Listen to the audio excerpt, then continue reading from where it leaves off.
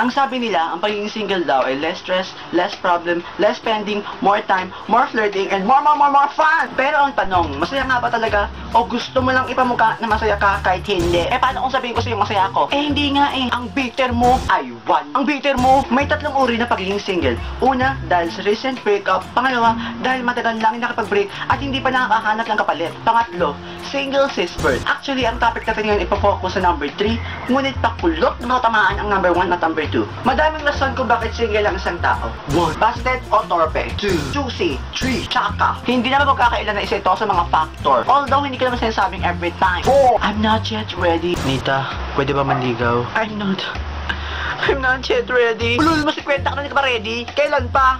Tagda mo na, uy. I'm only 15. Where? Not 50. Where's this life?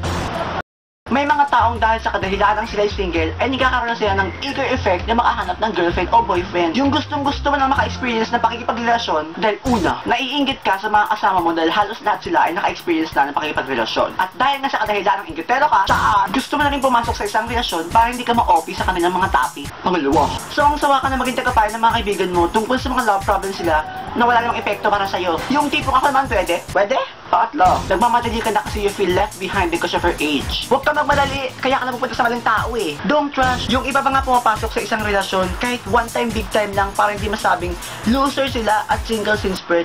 Hi! Pero syempre, depende pa rin yan sa edad mo. Wala ka na sa kalendaryo pagka-choosy mo pa. Wala ka pa rin mahanap na qualified sa mga requirements mo. Oy, miss, pwede ka ba makuha yung digits mo? Ang ganda mo eh. Fuck! Ang baon ng hindi nga mag-toothbrush ka muna! Hindi naman puro lugmok at emote session lang alam namin mga single.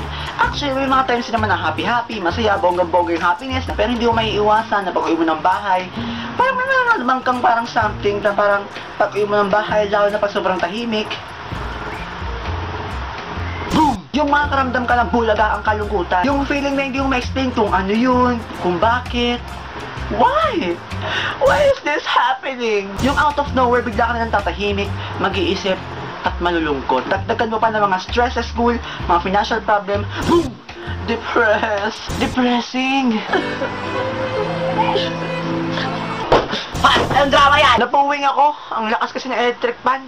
Malungkot nga maging single in some point kasi may mga times na gusto mong i-text yung crush mo, yung love mo, pero hindi ka naman na gustong i-text. Isang tanong, isang sagot, kumbaga. Yung feeling na meron kang tropa magkarelasyon, tapos sasama ka sa lakad nila, tapos may kita mo yung mga sweet moments nila, at magkatanong ka na lang, ay, ano ito ba ako para inggit? Naiinggit ka in some point. At dyan na nga papasok ang mga factor na lalo magkapalugmok sa aming mga single. Number 1, nai-insecure ka sa sarili mo. Na lagi mo tinatanong, do I look good? Maganda ba ako? Hindi. Hindi. I want. Tandaan na hindi basihan ang mukha para masabi mong malaki ang kanyang puso. Yummy! 2. Dagdag pressure din yung mga taong palagi nagtatanong kung meron ka ng girlfriend o boyfriend. Tantanan nyo ako! Tantayan nyo ako! Bigwasan ko kayo dyan eh! Tantayan nyo ako! 3. Strict ang parents ko eh. Mariosep, parang hindi naman sinagdaan sa mga ligawan na yung mga kanyang kalandian. 4. Hindi pa makamove on sa past love. Pash talaga, pash. Hindi pa makamove on sa past love o sa past bayan, pash talaga. Hindi pa makamove on sa nakaraang pag-ibig kaya decide na lang na maging single. 5. Hindi naman siya lugmok moment, pero meron talaga mga tao o mga magulang na sadyang nakaranas ng napakahigpit, nakaranas ng napakapait, nakaranas ng napakasakit, na nakaraan. Kaya yung mga anak nila, nipigilan.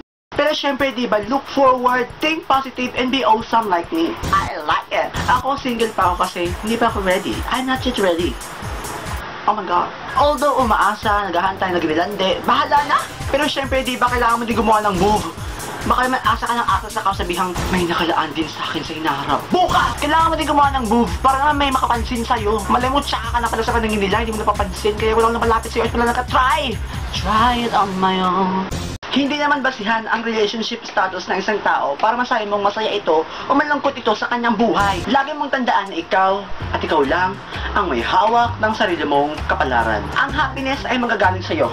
Maaaring nanggaling sa akin pero ikaw pa din ang magkaprocess ito sa utak mo. Nasa iyo na ito kung paano mo ito i-achieve, i-sustain at tatanggapin ng buong kalooban. At para naman sa mga taong nawalan ng pag-asa at nawalan na rin sa ulirat, don't you worry girl, panigurado kong may isa ring tao dyan na malungkot dahil wala ka pa sa piling niya.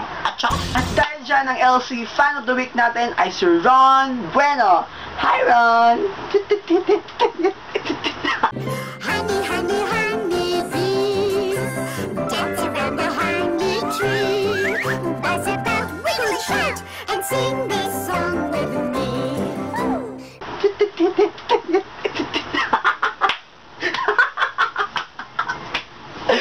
Landutay.